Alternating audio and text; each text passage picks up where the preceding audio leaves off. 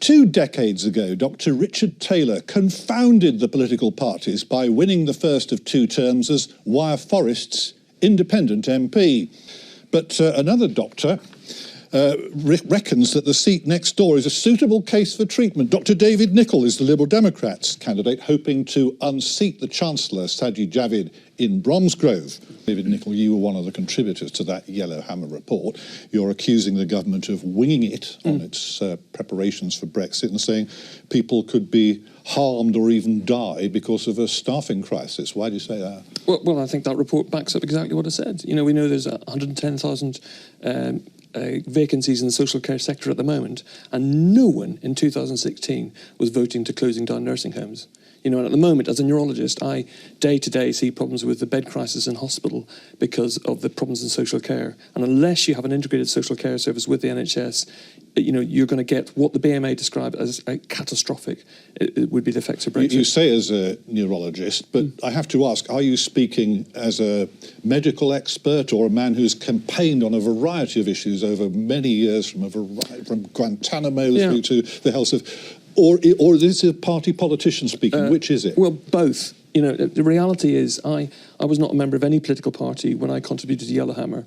And I raised, you know, the JMC is quite clear that, you know, do no harm. If you're aware of risk to patient safety, you should raise concerns, which is why I went to the press and was very concerned. I'm very disturbed. Even just this week, we had the chief medical officer on the Today programme saying, you know, unable to say that, you know, patients will die in the event of a no-deal Brexit.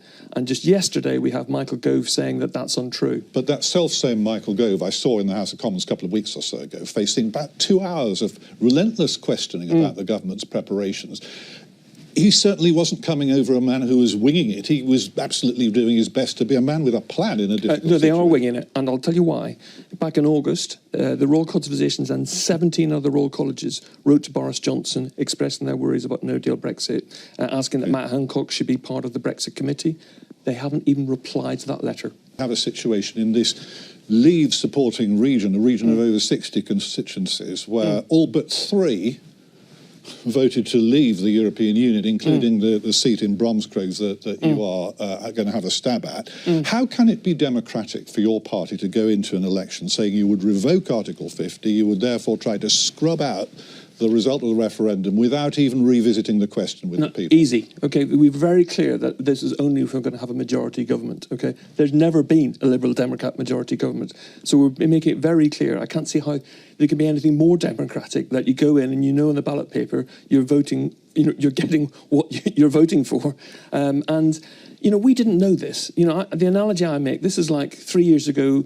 When we voted to leave the EU, basically, we were promised 350 million extra for the NHS. Okay. You know, Dr. Fox, Dr. Farage, and Dr. Johnson, you know, promised all these wonderful things, and now we are like in the operating theatre with the anaesthetist, and you're being told, well, actually, we're going to have to stockpile food and drugs, and quite reasonably, I think we should be allowed a chance to say no, thank you.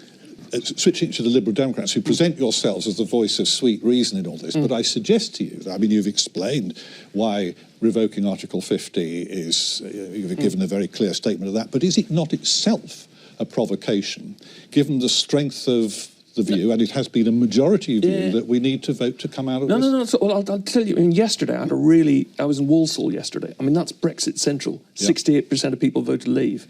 And I had a series of these Brexit clinics, you know, explaining about the risk to NHS and Brexit, and I was pretty nervous going there. And the reaction was completely different. And it really makes you realise there's an awful lot of people out there, I think, that have changed their mind. And actually, this is not the most important issue. They're fed up with Brexit, but they want politicians to work on social care and all these other things, basically. And they're fed up with the back teeth of a bunch of extremists.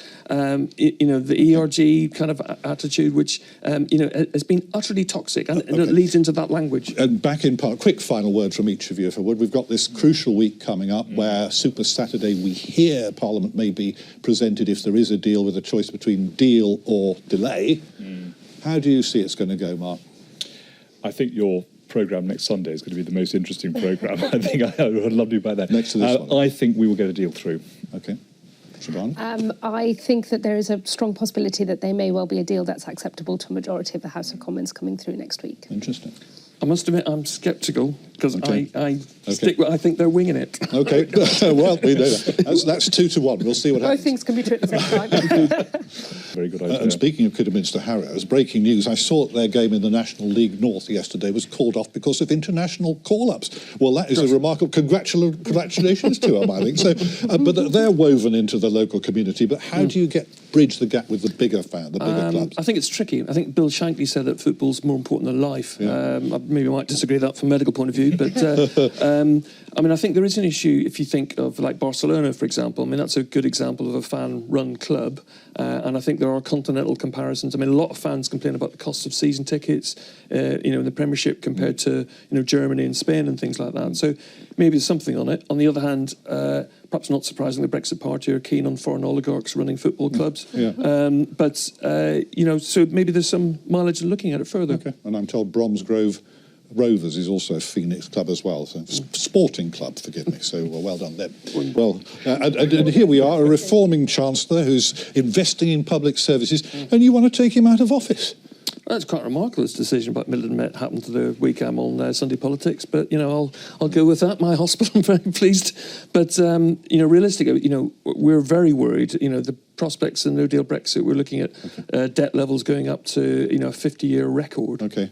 Very, very quick word, very quick on each of you. This workplace levy, £500 a year for businesses with 10 places or more. Good idea, bad idea for Birmingham? Well, Lib Dems are very worried that this is going to be a tax on the poor, basically.